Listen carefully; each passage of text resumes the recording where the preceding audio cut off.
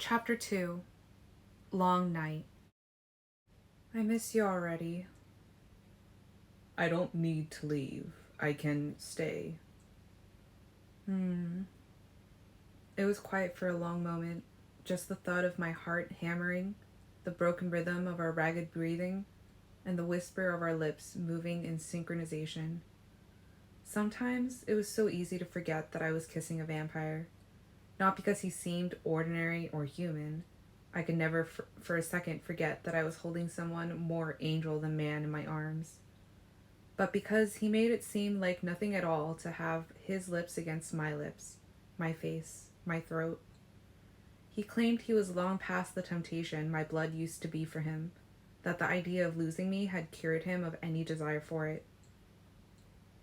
But I knew the smell of my blood still caused him pain, still burned his throat like he was inhaling flames. I opened my eyes and found his open, too, staring at my face. It made no sense when he looked at me that way, like I was the prize rather than the outrageously lucky winner. Our gazes locked for a moment. His golden eyes were so deep that I imagined I could see all the way into his soul. It seemed silly that this fact, the existence of his soul, had ever been in question, even if he was a vampire. He had the most beautiful soul, more beautiful than his brilliant mind or his incomparable face or his glorious body. He looked back at me as if he could see my soul, too, and as if he liked what he saw. He couldn't see into my mind, though, the way he saw into everyone else's. Who knew why? Some strange glitch in my brain that made it immune to all the extraordinary and frightening things some immortals could do. Only my mind was immune. My body was still subject to vampires with abilities that worked in ways other than Edward's. But I was seriously grateful to whatever malfunction it was that kept my thoughts a secret. It was just too embarrassing to consider the alternative. I pulled his face to mine again. Definitely staying, he murmured a moment later. No, it's your bachelor party. You have to go. I said the words, but the fingers of my right hand locked into his bronze hair. My left pressed tighter against the small of his back. His cool hands stroked my face. Bachelor parties are designed for those who are sad to see the passing of their single days. I couldn't be more eager to have mine behind me, so there's really no point. True, I breathed against the winter cold skin of his throat. This was pretty close to my happy place. Charlie slept obliviously in his room, which was almost as good as being alone. We were curled up on my small bed, intertwined as much as it was possible, considering the thick afghan I was swathed in like a cocoon. I hated the necessity of the blanket, but it sort of ruined the romance when my teeth started chattering. Charlie would notice if I turned the heat on in August. At least if I had to be bundled up, Edward's shirt was on the floor. I never got over the shock of how perfect his body was. White, cool, and polished as marble. I ran my hand down his stone chest now, tracing across the flat planes of his stomach, just marveling. A light shudder rippled through him, and his mouth found mine again. Carefully, I let the tip of my tongue press against his glass-smooth lip, and he sighed. His sweet breath washed, cold and delicious, over my face. He started to pull away. That was his automatic response whenever he decided things had gone too far. His reflex reaction whenever he most wanted to keep going. Edward had spent most of his life rejecting any kind of physical gratification. I knew it was terrifying to him, trying to change those habits now. Wait, I said, gripping his shoulders and hugging myself close to him. I kicked one leg free and wrapped it around his waist. Practice makes perfect. He chuckled. Well, we should be fairly close to perfection by this point, then, shouldn't we? Have you slept at all in the last month? But this is the dress rehearsal, I reminded him, and we've only practiced certain scenes. It's no time for playing safe. I thought he would laugh, but he didn't answer, and his body was motionless with sudden stress. The gold in his eyes seemed to harden from a liquid to a solid. I thought over my words, realized what he would have heard in them. Bella, he whispered. Don't start this again, I said. A deal's a deal. I don't know. It's too hard to concentrate when you're with me like this. I can't think straight. I won't be able to control myself. You will get hurt. I'll be fine. Bella. Shh. I pressed my lips to his to stop his panic attack. I had heard it before. He wasn't getting out of this deal. Not after insisting I marry him first. He kissed me back for a moment, but I couldn't tell he wasn't as into it as before. Worrying. Always worrying. How different it would be when he didn't need to worry about me anymore. What would he do with all of his free time? He'd have to get a new hobby. How are your feet? He asked. Knowing he didn't mean that literally, I answered, toasty warm. Really? No second thoughts? It's not too late to change your mind. Are you trying to ditch me? He chuckled. Just making sure. I don't want you to do anything you're not sure about. I'm sure about you. The rest I can live through. He hesitated, and I wondered if I'd put my foot in my mouth again. Can you? He asked quietly. I don't mean the wedding, which I am positive you will survive despite your qualms. But afterward.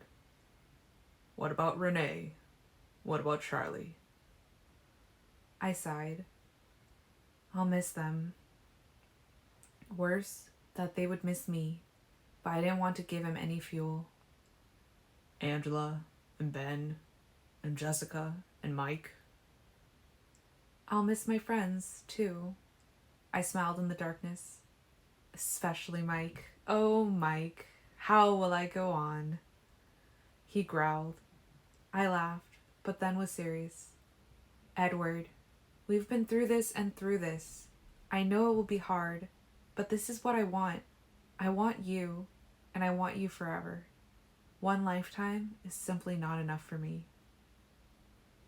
Frozen forever at 18, he whispered. Every woman's dream come true, I teased. Never changing, never moving forward. What does that mean? He answered slowly. Do you remember when we told Charlie we were getting married and he thought you were pregnant? And he thought about shooting you? I guessed with a laugh. Admit it. For 1 second, he honestly considered it. He didn't answer. What, Edward? I just wish... Well, I wish that he'd been right. Gah, I gasped. More that there was some way he could have been. That we had that kind of potential. I hate taking that away from you, too. It took me a minute. I know what I'm doing. How could you know that, Bella? Look at my mother. Look at my sister. It's not as easy a sacrifice as you imagine. Esme and Rosalie got by just fine. If it's a problem later, we can do what Esme did. We'll adopt. He sighed, and then his voice was fierce. It's not right. I don't want you to have to make sacrifices for me. I want to give you things, not take away from you. I don't want to steal your future. If I were human... I put my hand over his lips. You are my future. Now stop. No moping, or I'm calling your brothers to come and get you. Maybe you need a bachelor party. I'm sorry. I am moping, aren't I? Must be the nerves. Are your feet cold? Not in that sense. I've been waiting a century to marry you, Miss Swan. The wedding ceremony is the one thing I can't wait. He broke off mid-thought. Oh, for the love of all that's holy. What's wrong? He gritted his teeth. You don't have to call my brothers. Apparently, Emmett and Jasper are not going to let me bow out tonight. I clutched him closer for 1 second and then released him. I didn't have a prayer of winning a tug of war with Emmett. Have fun. There was a squeal against the window, someone deliberately scraping their steel nails across the glass to make a horrible, cover your ears, goosebumps down your spine noise. I shuddered. If you don't send Edward out, Emmett, still invisible in the night, hissed menacingly. we're coming in for after him. Go, I laughed. Before they break my house? Edward rolled his eyes, but he got to his feet in one fluid movement and had his shirt back on in another. He leaned down and kissed my forehead. Get to sleep. You've got a big day tomorrow. Thanks. That's sure to help me wind down.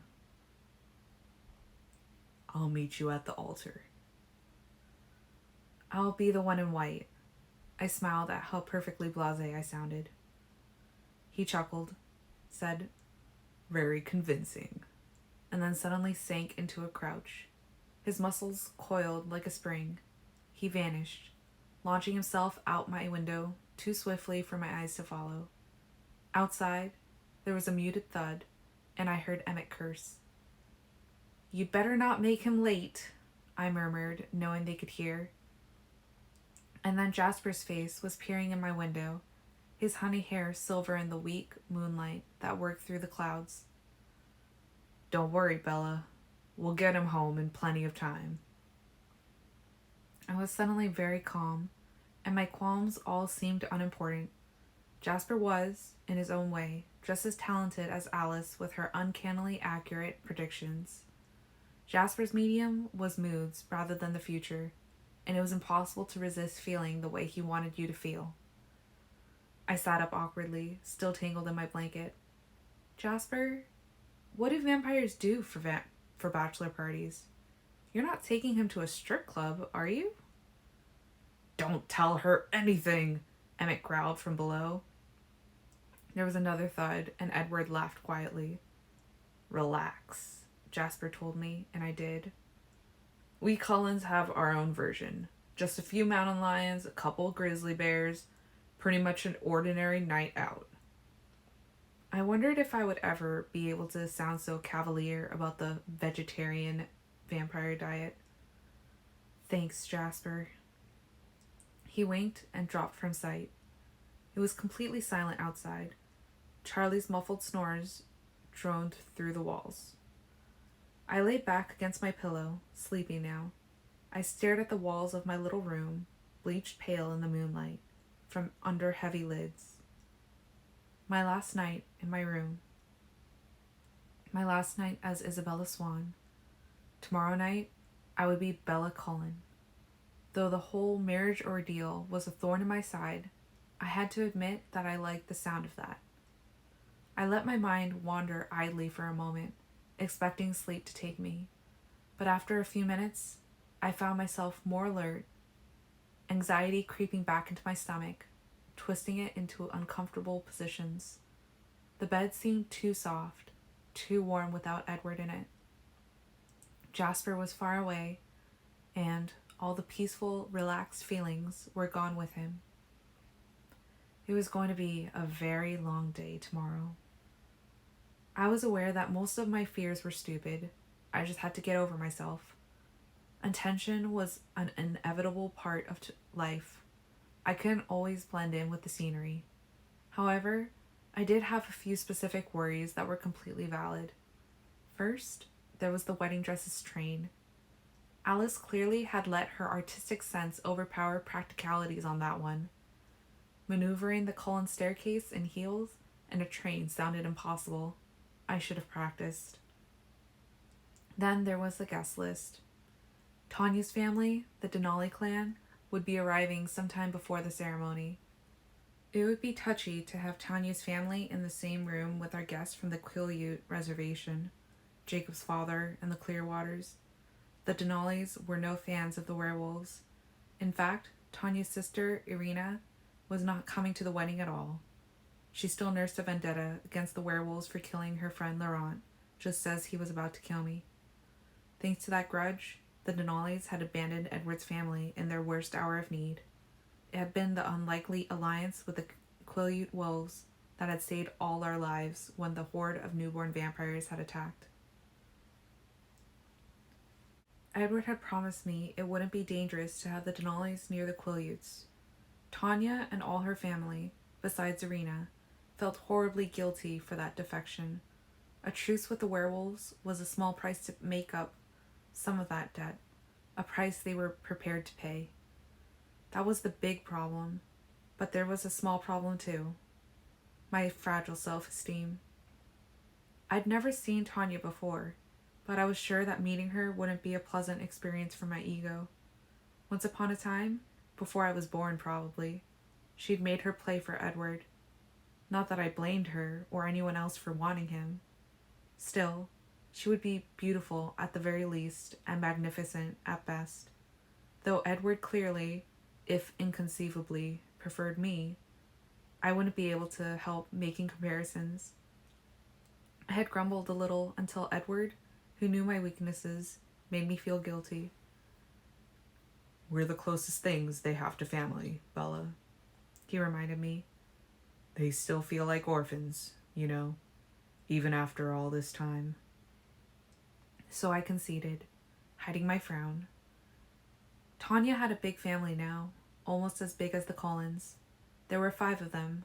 Tanya, Kate, and Irina had been joined by Carmen and Eleazar, much to the same way the Cullens had been joined by Alice and Jasper. All of them bonded by their desire to live more compassionately than normal vampires did. For all the company, though, Tanya and her sisters were still alone in one way, still in mourning, because a very long time ago, they'd had a mother too. I couldn't imagine the hole that loss would leave, even after 1,000 years. I tried to visualize the Cullen family without their creator, their center, and their guide, their father Carlisle. I couldn't see it. Carlisle had explained Tanya's history during one of the many nights I'd stayed late at the Cullens' home, learning as much as I could, preparing as much as was possible for the future I'd chosen. Tanya's mother's story was one among many, a cautionary tale illustrating just one of the rules I would need to be aware of when I joined the immortal world. Only one rule, actually. One law that broke down into 1,000 different facets. Keep the secret. Keeping the secret meant a lot of things. Living inconspicuously like the Cullens, moving on before humans could suspect they weren't aging, or keeping clear of humans altogether, except at mealtime, the way nomads like James and Victoria had lived, the way Jasper's friends Peter and Charlotte still lived.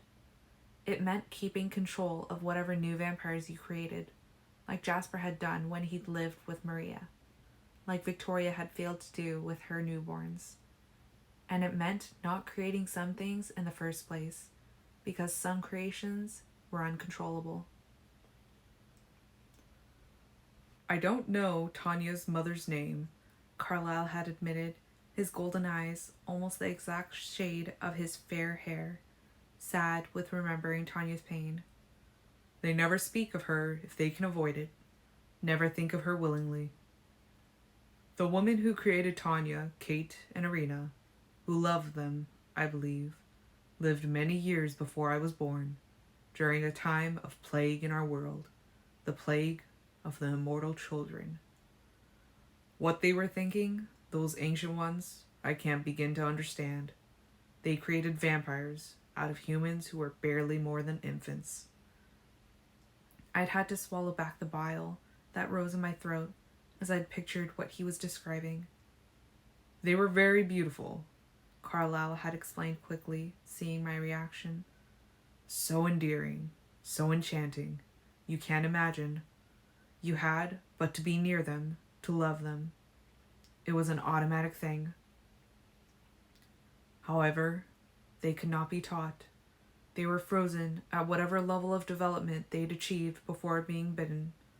Adorable 2-year-olds with dimples and lisp that could destroy half a village in one of their tantrums. If they hungered, they fed, and no words of warning could restrain them. Humans saw them, stories circulated, fear spread like fire in a dry brush. Tanya's mother created such a child. As with the other ancients, I cannot fathom her reasons. He'd taken a deep, steadying breath. The Volturi became involved, of course. I'd flinched, as I always did at that name. But of course, the legion of Italian vampires, royalty in their own estimation, was central to this story. There couldn't be a law if there was no punishment. There couldn't be a punishment if there was no one to deliver it. The ancients, Aro, Caius, and Marcus, ruled the Volturi forces. I'd only met them once, but in that brief encounter, it seemed to me that Aro, with his powerful mind-reading gift, one touch, and he knew every thought a mind had ever held, was the true leader. The Volturi studied the immortal children at home in Volterra and all around the world. Caius decided the young ones were incapable of protecting our secret, and so they had to be destroyed. I told you they were lovable. Well, covens fought to the last man, were utterly decimated, to protect them. The carnage was not as widespread as the Southern Wars on this continent, but more devastating in its own way. Long-established covens, old traditions, friends, much was lost. In the end, the practice was completely eliminated. The immortal children became unmentionable, a taboo. When I lived with the Volturi, I met 2 immortal children, so I know firsthand the appeal they had. Aro studied the little ones for many years after the catastrophe they caused was over. You know his inquisitive disposition. He was hopeful that they could be tamed, but in the end, the decision was unanimous. The immortal children could not be allowed to exist. I'd all but forgotten the Denalis sister's mother when the story returned to her. It is unclear precisely what happened with Tanya's mother, Carlyle had said. Tanya, Kate, and Irina were entirely oblivious until the day the Volturi came for them, their mother and her illegal creation, already their prisoners. It was ignorance that saved Tanya's and her sister's lives. Aro touched them and saw their total innocence, so they were not punished with their mother.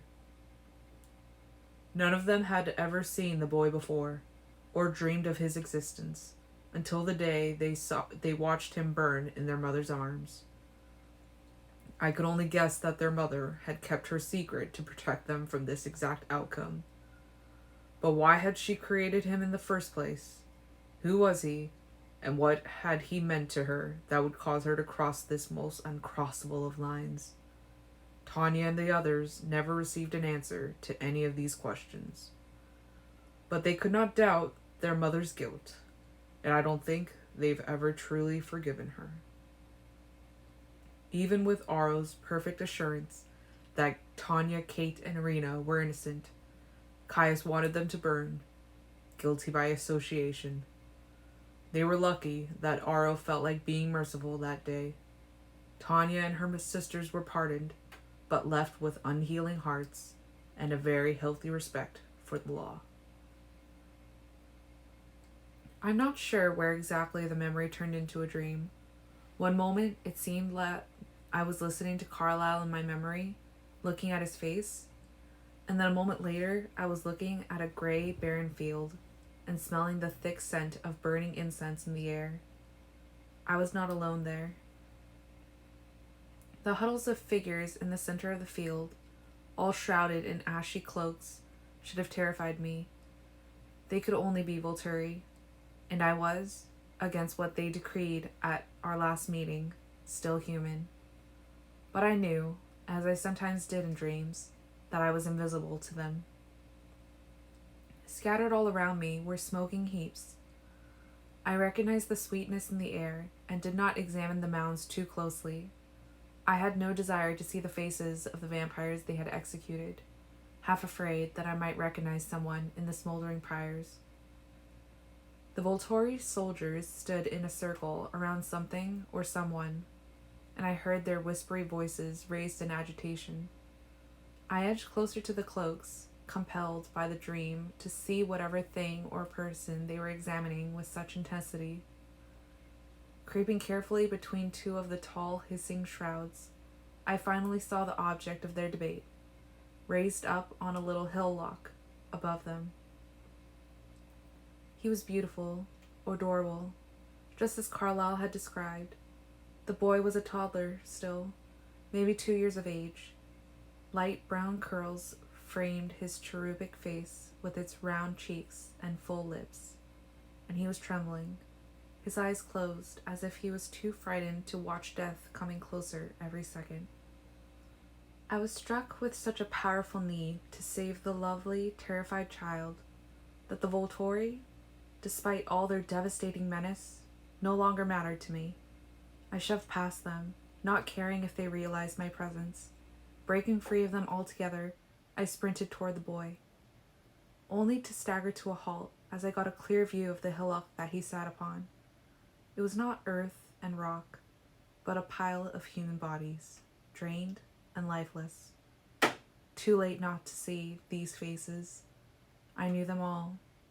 Angela, Ben, Jessica, Mike, and directly beneath the adorable boy were the bodies of my father and my mother. The child opened his bright, blood-red eyes,